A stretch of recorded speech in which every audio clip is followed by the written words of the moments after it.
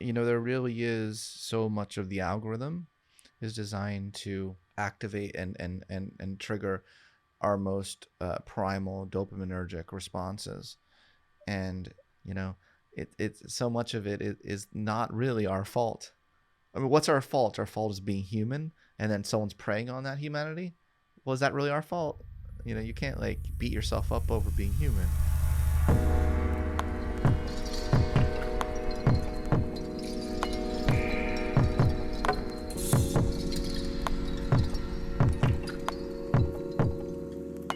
Hello, everyone. My name is Stephen Parton, and you are listening to the Feedback Loop on Singularity Radio, where we keep you up to date on the latest technological trends and how they're impacting the transformation of consciousness and culture. This week, our guest is cognitive scientist Scott Barry Kaufman, who has an impressive resume that includes teaching at NYU and Columbia, writing for Scientific American, hosting a podcast on psychology that is so definitive it's actually called the Psychology Podcast. And last but not least, he is the author of several books, including his latest book, Transcend, the New Science of Self-Actualization. In this episode, we take a very psychology-centric approach to technology, looking very specifically at how we can navigate the negative aspects of technology that threaten our ability to be ourselves and to ultimately be happy. Scott had a very busy day, so this was a shorter episode, but hopefully these 30 minutes of his soft-spoken and playful wisdom will set a good tone for your day. So without further ado, let's jump into it. Everyone, please welcome to the Feedback Loop, Scott Barry Kaufman. To start, I would love to just have you tell us a little bit about the motivation for Transcend, and maybe you could tell us a little bit about the adjustments to Maslow's hierarchy that you brought to attention in the book. I was very motivated to write this book because I felt like there was a whole story untold about Maslow and the field of humanistic psychology more generally.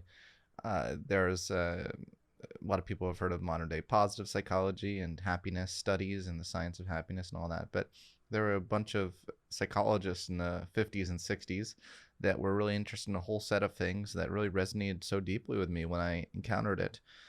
They were very interested in things like growth and creativity and humanitarian purpose and spirituality and wholeness, integration, confronting your dark side. Just so many themes that those are the themes I wanted to be working on. I didn't actually resonate with the happiness stuff that much. That felt like a luxury in a way. But all this, but the humanistic psychologists were really interesting. And then Maslow, when I dived in deeper, I was like, wow, there's so much richness here and so much complexity that isn't told, and even misperceptions, and misrepresentations of his theory, such as the pyramid, which he never drew. There was no hierarchy of needs pyramid. Yeah, you're destroying a lot of dreams there. So how does a lot of pop psychology? So how does the sailboat kind of change the pyramid into something that you think is better? Why is the sailboat metaphor a better one to use? I developed the sailboat metaphor because I thought I did a better job encapsulating Maslow's notion between the D realm and the B realm. So when we're deficiency motivated in life, we're in this D realm of human existence where we're motivated by our deficiencies. That's what the D stands for, is deficiencies, in case people's imagination, they're trying to, what does that D stand for? Yeah, deficiency. And so things like lack of food, lack of connections, lack of self-esteem, those things represent the boat in the sailboat. Whereas when you open the sail, that's growth. And when you open the sail and move vulnerably in the sea, the vast unknown of the sea. I mean, there's so much unknown, right? I have no idea right now what's coming at me. Well, who's calling me next? That I don't even know who's going to call me. What emails where they're like, will you write my dissertation for me? It's like, no, I'm not going to write your dissertation. I get so many of these kinds of emails. Anyway, there's just so much unknowns, and you have to manage to keep going towards the port that you want to go toward. You have to choose that growth option day after day, but I would say minute after minute, because you will be pulled in many different directions, internally and externally. Sometimes the internal things that pull you in different directions are more powerful, in fact, than the external, even though we tend to focus in politics, on the external. And while we're laying some of the foundation of the concepts here, how does that relate to the ideas of self-actualization and transcendence? You can think of self-actualization as what is that unique creative potential that is in you and only you, and probably that has ever existed in the history of the universe. Whereas transcendence is being able to integrate that creative actualization, those seeds of creativity, in a way that is synergistic with society, that is not only good for you, but also good for the world, and automatically good for the world. But just by being yourself is improving the world in some, is helping others self-actualize. You can spend your whole life self-actualizing and not really help many other people self-actualize. But if your calling and the sort of commitments you have in your life for mastery are things that impact your own self-action and the self-actualization of others, that's when you start getting into the realm of transcendence, as far as I'm concerned. Were you ever interested in the idea of the hero's journey? Because when I think of what you're saying there, it very much mirrors that idea of going into chaos, doing something that helps you authentically pursue transcendence, and then bringing back the gifts of your journey to society and making it better. Yeah, I love the hero's journey. My own personal story is a little bit of a hero's journey, although it seems a little bit self-indulgent to call myself a hero. But But we all are, right, in our own little ways. Yes. But better for someone else to call me that than for me to. But the journey is definitely something I resonate with. Just being a dorky little kid in special ed as a child, and not really feeling much sense of potential, and fighting my way out of that. Yeah, what role do you think technology is playing in these kind of concepts then? Because I think of something like, going out into the world, doing your hero's journey, being authentic, and immediately my mind goes to everyone trying to comment on the same trending hashtag, everyone using the same filters to try to get the same kind of likes and attention from people. And it feels like it pulls people very much away from authenticity, or from, embracing the scariness of the hero's journey of going into the unknown alone to find yourself. I got it. Someone tweeted something to me today. Can I be self-indulgent again, since we're on that theme? Please do. Someone tweeted to me. They said, "You are a rare bird, Scott, who wears a very thin mask compared to most of us. That allows you to relax in your own skin and just do what comes naturally, which just happens to be a nice combination of the geeky and the goofy. It's aspirational. Don't change." Now, I'm reading that because that tweet made my day. Yeah. Like, I woke up this morning, read that tweet, and I was like, that made my day, maybe made my life. But that's I feel seen with that tweet, and I feel like this relates to a lot of things you're talking about, because I don't try to be anyone else, even in technology. But I feel like so many people are trying to. They have different people. They have the person they are on social media. They have the person they are as a professor. They have a person they are with their family. When I'm just like, my way of being, I roll up to be a professor, and I'm cracking jokes, and I'm a stand-up comedian. I walk over to social media and write stupid things, and then I hang out with my friends and get drunk and get silly and get high, whatever. Like, I think there's a real value in wearing that thin mask, as the person said. I think there's a real value in it. And not everyone's gonna. I mean, there's kind of like a theory of well, not everyone's gonna like you. You can't please everyone. Mm-hmm. But I don't know. Like, I mean, the point of life is not to please everyone. That's not the point of life. Right. The point is, I mean, I don't even know what the point is. I just, I'm going to, you ready? The Please, point is, if you have if you have the are you meaning, ready? please tell us here. You ready? I was right about to do it once and for all. But I think, so much of life is really realizing your own unique potentialities and ways of being. And I was very uncomfortable with my ways of being for decades of my life. And even in my 20s, I was so uncomfortable in my own skin, and I would constantly try to be someone else, going to dance clubs and flashy outfits and things.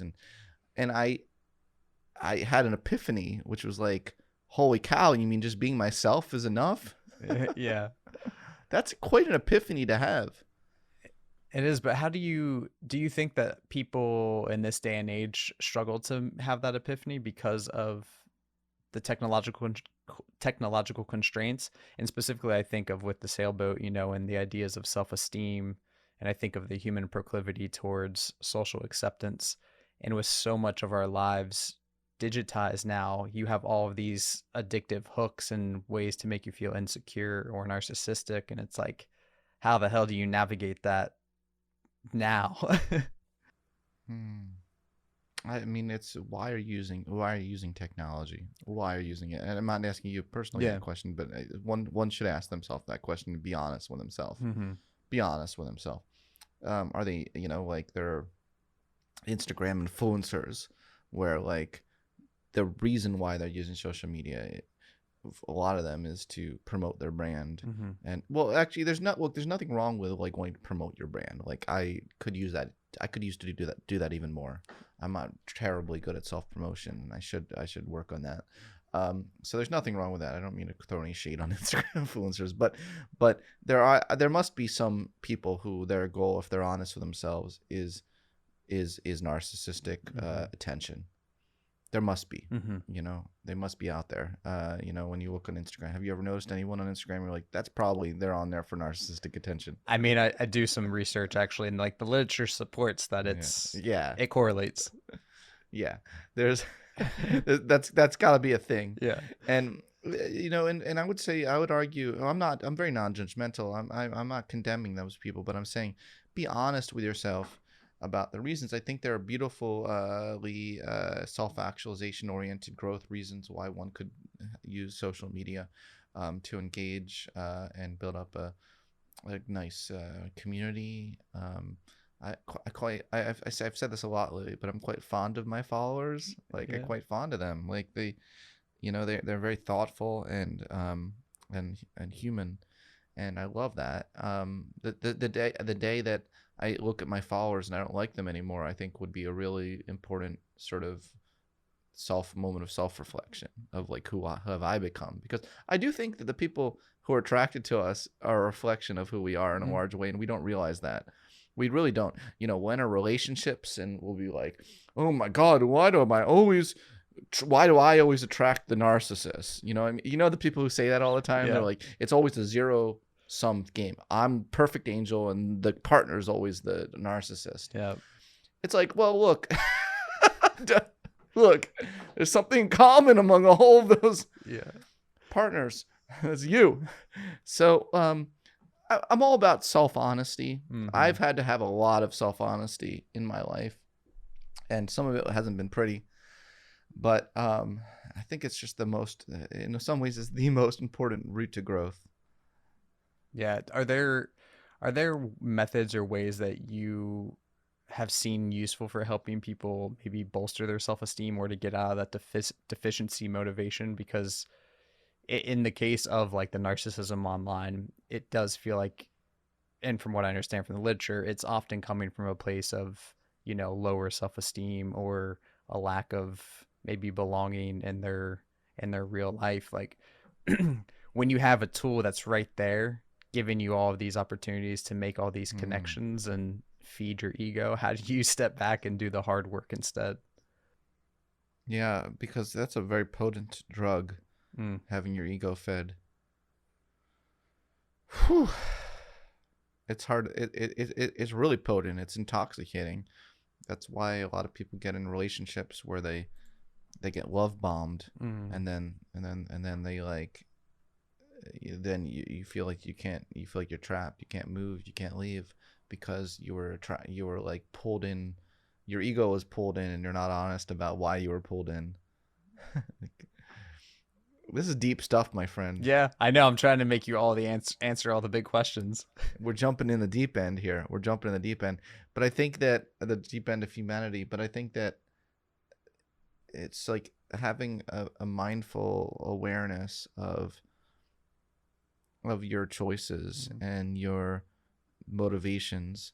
Some of it is very unconscious, but being able to make the unconscious conscious is one of the greatest routes to growth. I mean, it's a whole process. I There's a whole process of self-actualization. I've created a new form of coaching called Mm. self-actualization coaching that I'm currently developing a certification program for, and it's a whole, it involves a lot of self-honesty and reflection and meditation and awareness and loving kindness. Were you ever into Jung and his idea of like individuation and how he Of kind of pulled course, the alchemical steps into it? of course, Yeah, of course. Yeah. yeah. I mean, so do you think do you put stock in that idea of kind of like the ego death as a start to the journey? I don't know. I don't think we ever can have ego death. Mm. As long as we still have a self, I think it's gonna be very hard to have ego death. Um, I think that my project is more integrating it, Mm. because my ego got me through my 20s and it got me out of special ed. I mean, I had a whole crusade of I'll show them Mm. how smart I am. I think that was a really without that motivation, and it was an ego bound motivation, but without that motivation I wouldn't be who I am today. I'm actually my perspective is more about honoring the beauty of the dark side, as Mm. a route to growth and a route to integration. Uh, I get I kind of roll my eyes when I see things like ego death, because the people who say they have their ego death tend to be the most narcissistic people you'll ever meet. I write a lot about this. I write about what I call spiritual narcissism. Mm. There's a Mhm. lot of people in the spiritual community who think they're better than others because they, quote, have their ego death or this, or they're enlightened, and they're like, I'm more enlightened than you, and like that's actually a narcissistic view of the world. I'm all about horizontal transcendence, not vertical transcendence. And unfortunately see a lot of the woo-woo spirituality world is so focused on vertical transcendence. Yeah. I'm not about that. Not about that. Yeah. Do you think that's a result of like when I think of society in a lot of ways right now, not to be too cynical about it, but I feel like we've done a really great job at securing some of the lower levels of the hierarchy or of the boat with Mm, security. And then we've realized that because the other aspects of our needs are so abstract and nebulous and ephemeral, mm, they're mm, really great products to sell because it's not concrete, right? You can tell somebody you either have food or you don't, you have a roof over your head or you don't, you have some sense of security or you don't. But how do you know people really love you? You know what I mean? And it feels like we've really got wow. a bit exploitive about those higher tiers of our needs. That is, actually, this is so interesting. I want to hear more of your thoughts. How did we get exploitative about the higher needs? That's a fascinating idea. Like you said, we have the luxury life coaching, we have the self optimization Mm, stuff. mm-hmm, We have these messages through advertising, especially that is all about looking better to your peers, being more accepted, about the attention economy that we have on social media. So many of these aspects of what we're really selling to people, I feel like, is kind of like the Edward Bernays version of like, how do you want people to like you? How mm, can you be the most authentic version of you with my product? you, mm. you know what I mean? And maybe that's cynical, but it does feel like a lot of our society is now focused on that, at least in the first world or in developed nations, because the lower tiers are secure, more secure. Oh yeah, it's almost like a luxury. But but I don't think that. I think it's a chimera that those lower needs are secure. I think that that's why I did the sailboat, because life is not like a video game Mm-hmm. where you reach one level. I don't like talking in terms of levels, and I know a lot of people in the woo-woo spiritual world love levels, right? They're like, I'm a level 3 consciousness. It's like, shut the fuck up. I know I'm being cheeky. A No, lot it's of our fine. listeners are into that, and I just like literally made fun of them. Cheeky is But good. yeah. But I just don't think life is like a video game where you reach some level of anything and then you never return to the lower levels again. I think the big ego trap is thinking that life is like that. Mm-hmm. And um, as long as you're still human, and I think that's the problem with some of these narcissists, is that they think they've transcended their humanness and now suddenly they're superhuman. And I hate to break it to them, but they're still human. Yeah. And just because you're delusional and think you're superhuman now doesn't make you superhuman. I really want people to stay grounded to their humanity, and I think that's where the horizontal transcendence comes into play, is being so synergistic with the rest of humanity that you're really helping people with their real felt needs. And you also realize that any of the lower needs can crop up again at any point in time. And the easiest example is just hunger, Mm. right? Are you telling me you ever reach a level where you no longer are hungry? No, come on. I'm always So that hungry. same thing, say always hungry, right? And the same thing applies to all the lower needs. It applies to connection, right? You'll never reach a point where you no longer need people.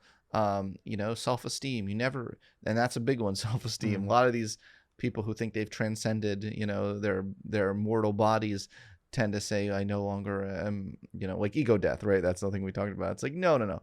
As long as you're still human, your self-esteem will latch on to anything. Now all you've done is you've latched it on to your fact that you meditate 10 times a day, Mm-hmm. right? That's all you've done, is you've latched it onto that. And now you've hitched your self-esteem on that, even though you're lying to yourself about it. So, it's Harsh Truths by Scott Barry Kaufman. That's Yeah, what we should call this podcast episode. harsh realities. But I hope you see my I point. do. I would really rather have a model of spirituality and transcendence that is about the integration and the understanding of humanity and what it means to be a human, which is messy, as opposed to a lot of the projects of a lot of people in the spiritual space were just some sort of like super control and ultimate optimization of the human, where you become superhuman. And that's not my project. Mm-hmm. Yeah, I'm thinking of. I'm blanking on his name right now. He wrote the Gulag Archipelago. Um, why can't I think of his name? Anyway, I'm like his name is. Schulzenitsen, Alexander Schulzenitsen, Mm, and he talks yeah. about the line between good and evil runs between the middle of every human heart, but who has the power to rip out a piece of their own heart? And it feels like a lot of Mm, what you're saying here is yeah. also embracing the fact that there are aspects of ourselves that do need work or that Yeah. aren't great, aren't perfect. Yeah. Well, I don't think perfection is the goal either, though. Mm-hmm. I think people somehow think that's like the goal. Like they're like in the self-help space, I come across so many people that they're like constantly working on perfection.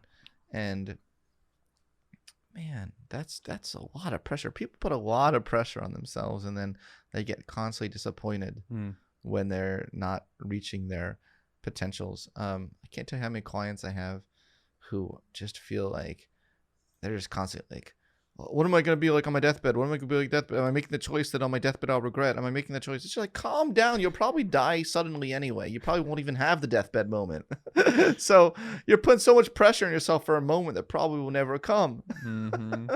How many people actually make it to like the deathbed moment? Like, Not right? many. Yeah. Usually people die in other ways.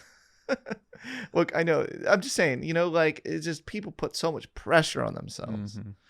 And it's like, how can you experience life? It's not some trek up a mountain, but how can you have the optimal experience, where you're in the flow state, where you have Mm. peak experiences, where you have love, where you have see what I'm trying to do. My mission, my project is to help people become more fully human, not superhuman. Mm-hmm. And what does fully human mean to you? I mean, just off the top of your brain, what does that mean? No, I don't know. Look, I don't know. To be fully human is to be fully human. Like Yeah. it's like, what do we have on offer among humans? What are our potentialities? We have higher potentialities, we have lower potentialities, we have hedonistic potentialities, we have meaning-making potentialities. We are so messy. Humans have evolved things we share with other animals. We have things that are uniquely developed, like we have uniquely developed consciousness, but we still have all those prepotent things, that no matter how constantly evolved we are, will make us go up and slap another human, Mm. and for instance at an Oscars or something, like, Mm-hmm. we still have those lower order drives that can completely control us or inform us.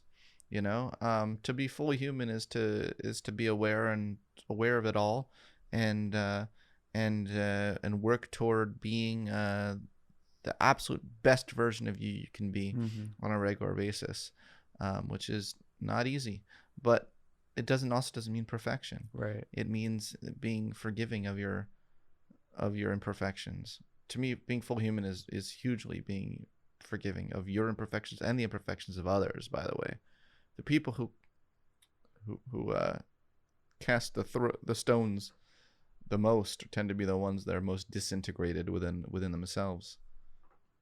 Yeah, I feel like that's a big part of what I'm curious about with that relationship between technology and human potential. It is a big struggle between feeling connected and influenced by all of these sources of conformity, right? And all of that Mm. groupthink. And then you being here as the lone individual in the real world being like, all right, well, I could be me, but I don't know if that's going to get enough likes or if it's acceptable because all the people that I see constantly, the thousands of people online, look like they want to do that. And maybe I should be more of that instead of me. There feels like a big tension there.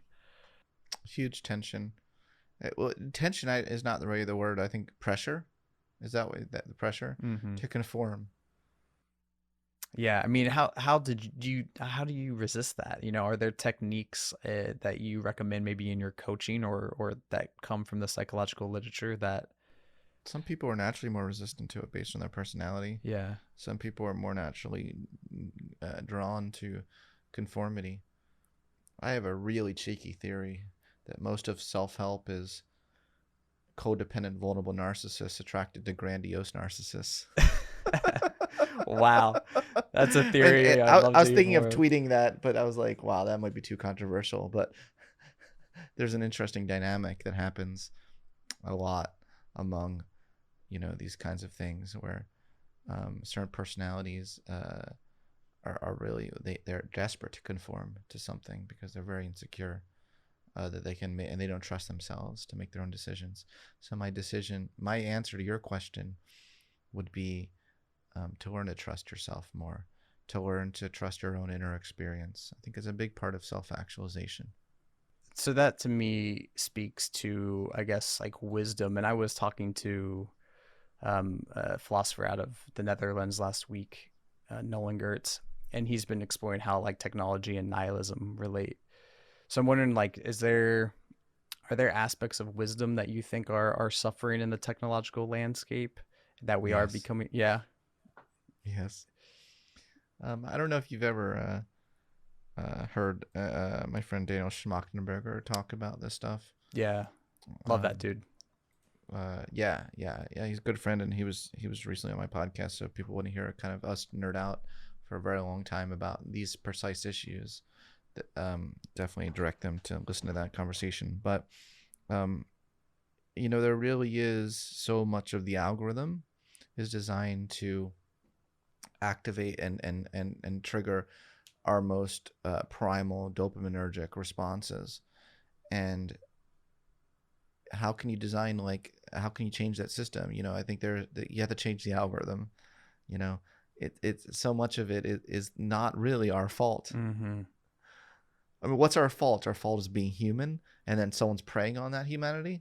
Well, is that really our fault? Right. You can't like beat yourself up over being human, right? Like, if someone if someone if the algorithm is that people that you're constantly going to be sending me things that trigger my deepest insecurities, right? Like, am I to blame that like I get defensive over that? You know, if someone's like, if the algorithm is like, we're gonna send this algorithm, and we're gonna keep sending to Scott people saying you're stupid, you're an idiot, right? Like, no, I'm reacting to that because I don't like being called stupid and an idiot. Yep. So I think we need to have more compassion for people who fall prey to a lot of this stuff. I really do believe in love and kindness, believe it or not. At the end of the day, huge to have that, and forgiveness, and but also be a lot more mindful about who's designing this stuff, what are their motives. Not convinced there's the most pro-social motives in mind with a lot of these technology inventions, and I think we need more investment, more money put towards people who have explicitly pro-social motives for this stuff.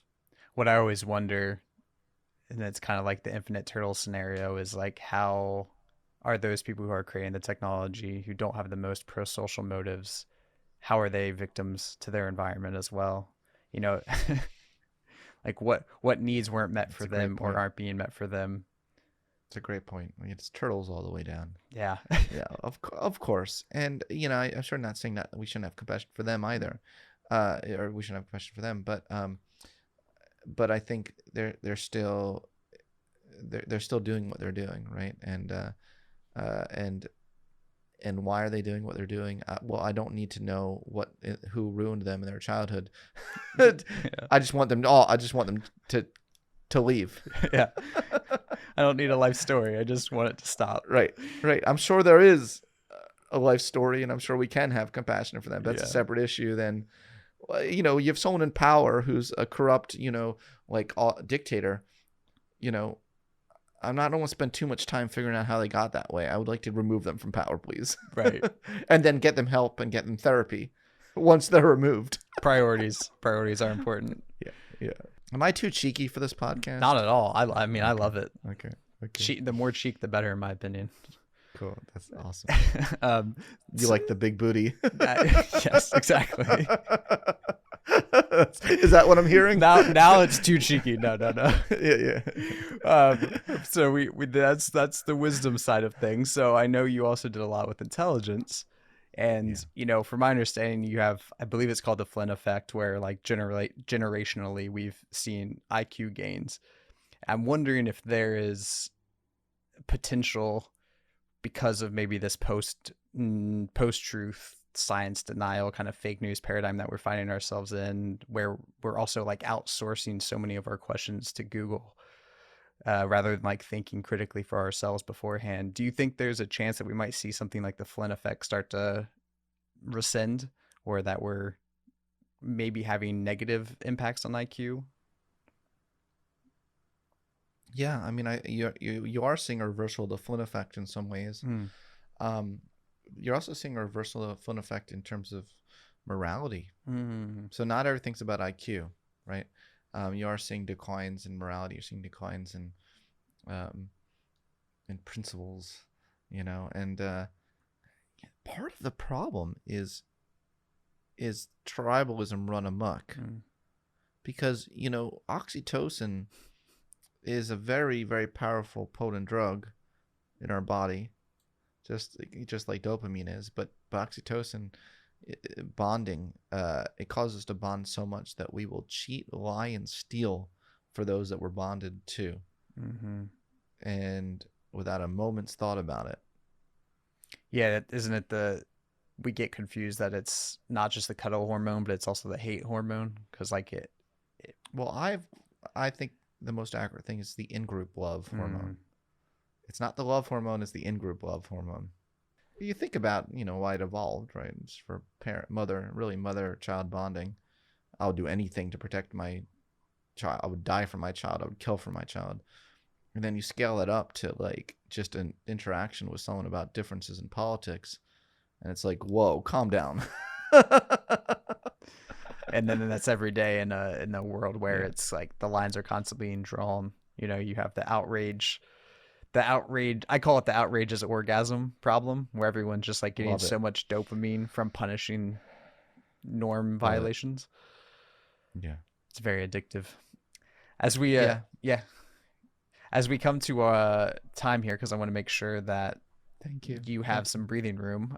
Do you have any closing thoughts or anything you might want to say about kind of navigating human potential in a technological landscape, or just in life in general? Well, yeah, I am trying to start a modern day human potential movement that is grounded in science. I run the Center for Human Potential at humanpotential.co. And I think technology can play a big role in this. My colleague Courtney Bigany is starting a whole new field, positive product design, and I really encourage people to find out what she's up to. You can Google Courtney Bigony, positive product design. There are people who are thoughtfully. I already mentioned Daniel Schmachtenberger, but there are others. There's a growing movement of individuals that I'm intersecting with to try to figure out those intersections between human potential and technology. I think that there's hope on the horizon um, among people that are intentionally trying to be positive. Now, of course, sometimes the best intentions can go wrong, but I think I'd rather have people who are like intentionally motivated to do good than those that are intentionally motivated to do bad.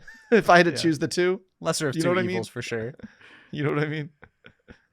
So, Well, yeah, great, man. yeah, Well, yeah. we'll point people in that direction. So, Scott, thank you so much for your time, man. I appreciate it. Well, thank you, Stephen, for the work you're doing too.